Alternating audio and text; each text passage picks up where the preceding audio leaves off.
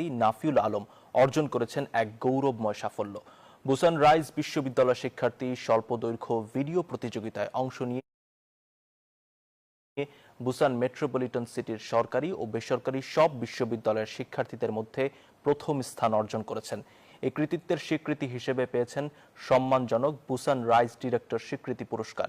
এই প্রতিযোগিতায় নাফিউল আলম তুলে ধরেছেন একজন আন্তর্জাতিক শিক্ষার্থীর সংগ্রাম, মানিয়ে নেওয়া এবং ধীরে ধীরে এগিয়ে যাওয়ার গল্প। বিদেশের মাটিতে দাঁড়িয়ে তার এই অর্জন শুধু ব্যক্তিগত নয়, এটি বাংলাদেশের প্রতিনিধিত্ব, গর্ব এবং সম্ভাবনার প্রতিচ্ছবি।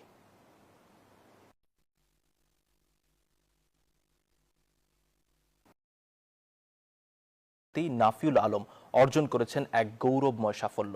বুসান রাইজ বিশ্ববিদ্যালয় শিক্ষার্থী স্বল্পদৈর্ঘ্য ভিডিও প্রতিযোগিতায় অংশ নিয়ে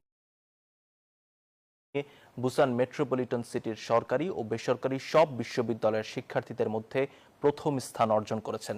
এই কৃতিত্বের স্বীকৃতি হিসেবে পেয়েছেন সম্মানজনক বুসান রাইজ ডিরেক্টর স্বীকৃতি পুরস্কার। এই প্রতিযোগিতায় নাফিউল আলম তুলে ধরেছেন একজন আন্তর্জাতিক শিক্ষার্থীর সংগ্রাম, মানিয়ে নেওয়া এবং ধীরে ধীরে এগিয়ে যাওয়ার গল্প।